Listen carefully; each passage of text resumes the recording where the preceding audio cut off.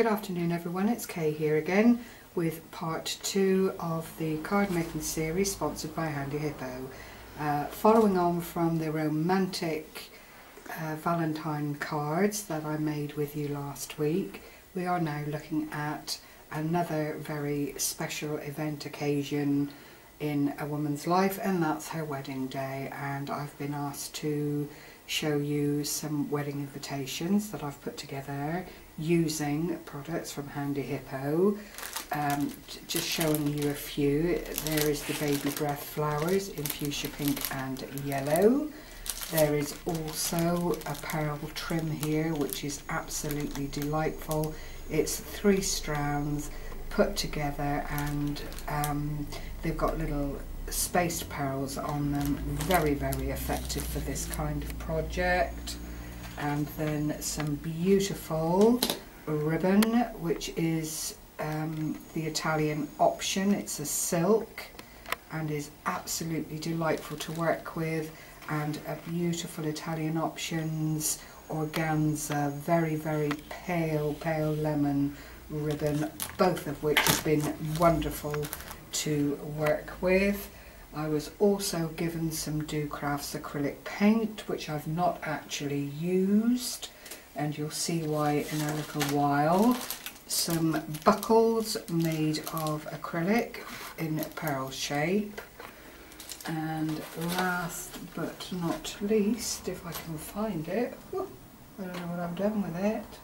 Oh, some blingy trim. Sorry about that. And this is absolutely beautiful. It's by Doris. I can't recommend it highly enough. It's a double strand, which I'll just take out of the wrapping, if you'll excuse the noise it makes. But what I've done is used it in single layer. It is actually spun 2 together, but it is really, really gorgeous to work with. It allows itself to be glued into position without too much ado, and the stitching or mesh that holds it together is obviously not a feature once you've put it in situ on your project. I can't recommend it highly enough.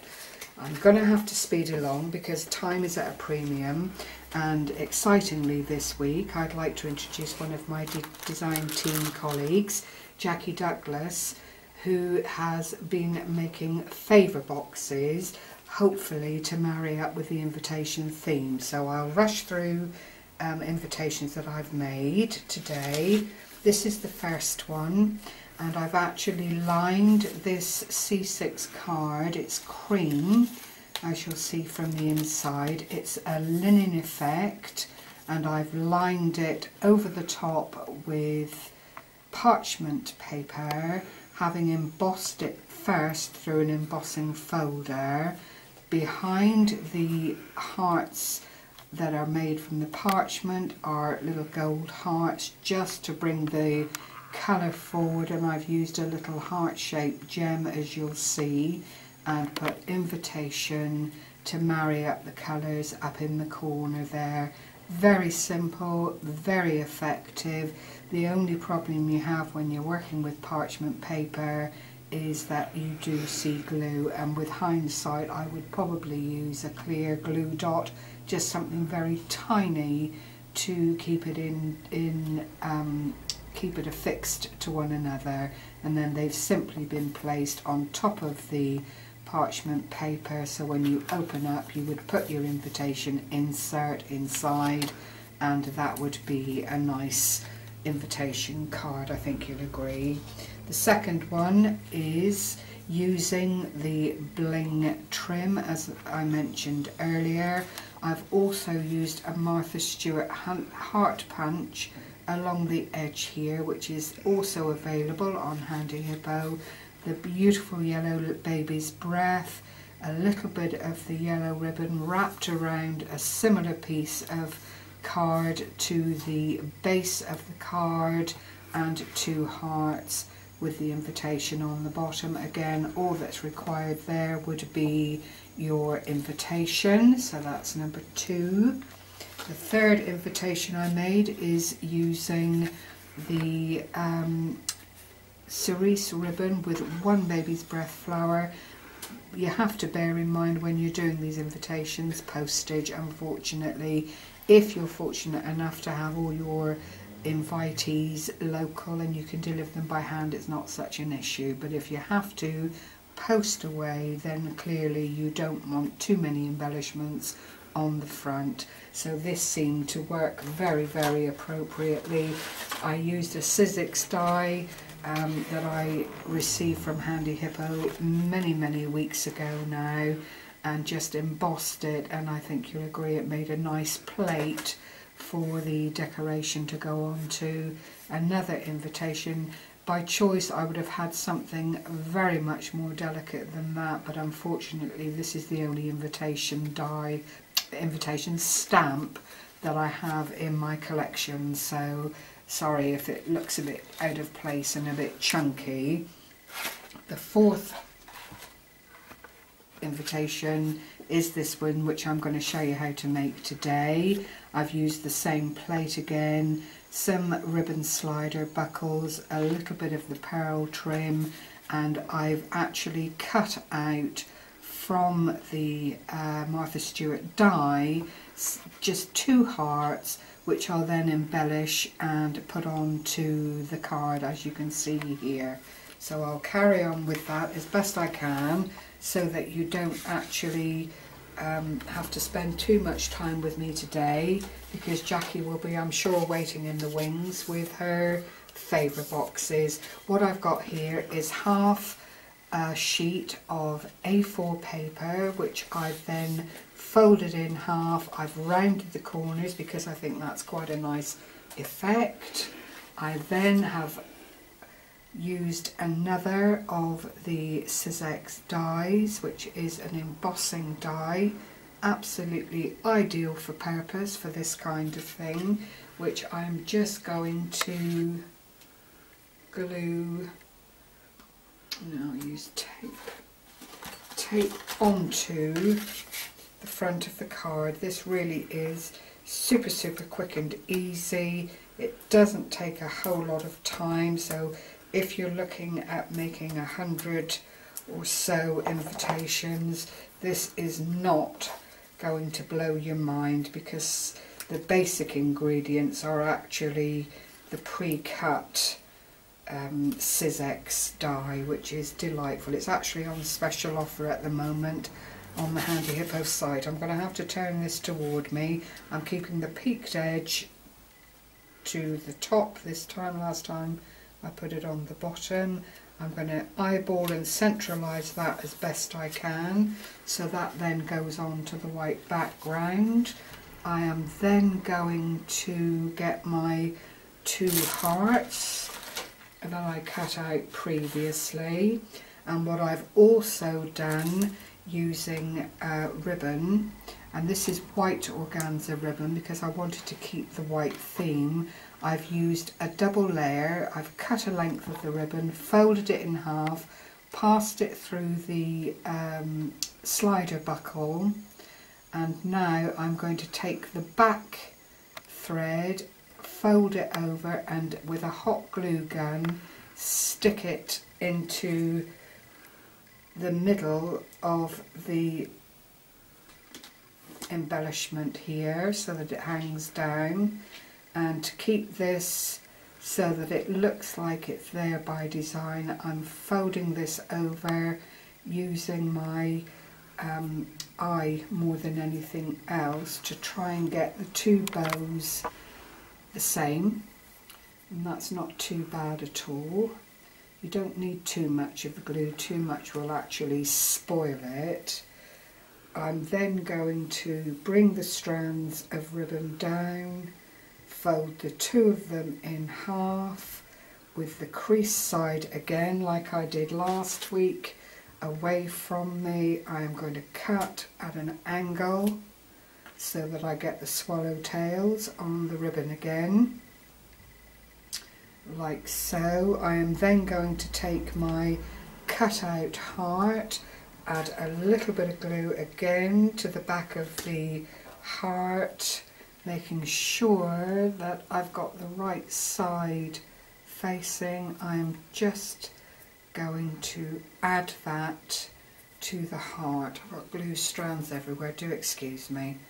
But that is it in essence. The ribbon is fraying. This is not as good as the Italian ribbon from Handyhippo, I have to tell you. But it's white and it's what I need for the moment. So that's number 1 done. I'm going to do exactly the same with the other one. Twist it, put it onto the back of the heart, fold it down, make sure I've got the loop in the front here, which is about the thickness of my thumb, I would say, roughly speaking, which I will then hold back, put a little bit of glue on and put down into situ like so. Then I've got almost identical to the first one that I did.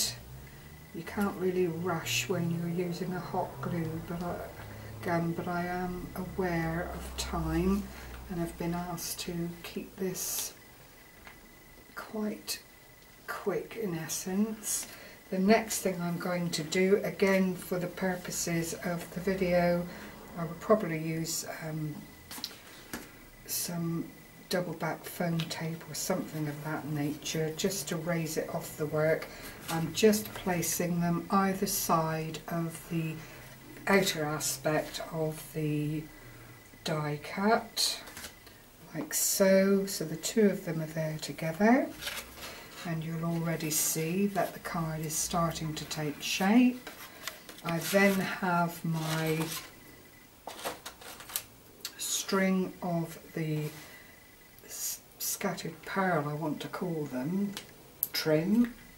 I'm just cutting off the white end and I am folding the top edge of the spray down toward the little bit of white that I've left here on the tip.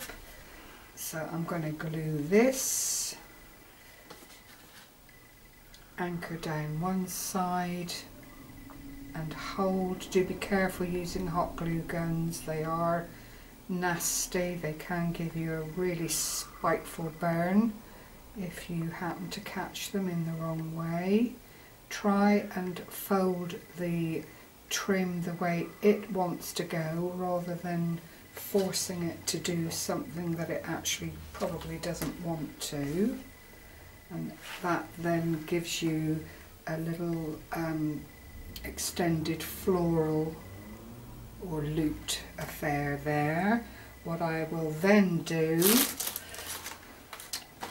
excuse me for being so disorganised, is get one of my flat back pearls, which is probably about an 8mm, I would say, looking at it there, and I'm going to put glue on the bottom of the pearl very carefully. Whoop.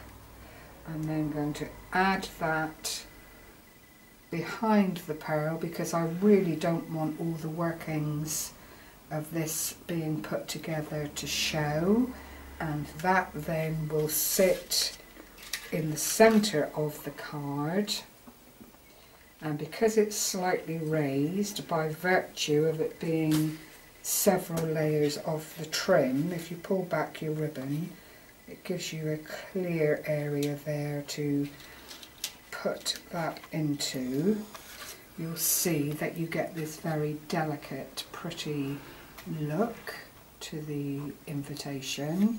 And the final thing that I have to do then is put on the invitation sign, and all I've done is stamped it, cut it out, put it in my envelope to round the edges around as they are here. And I will simply then, I'm going to use hot glue because I haven't got my wet glue here, but it would normally be wet glue. Simply add this to the top corner of the card. You could put it on the bottom corner, it's entirely up to you, and there is stating your invitation, and it is really quick.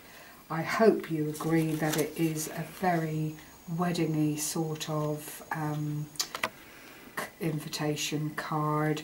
colours can be involved, needless to say, as I've done with the previous invitations. It's all subject to the colours that the bride is having in her dress and all of that kind of thing, but hopefully this will have inspired you to have a try at making wedding cards and wedding invitations yourself if you haven't. It doesn't have to be invitation, you could even put on your wedding day and send it as a gift. It is really entirely up to you how you would present these cards for any given occasion. Thank you very much for watching. Take care everyone. Bye bye.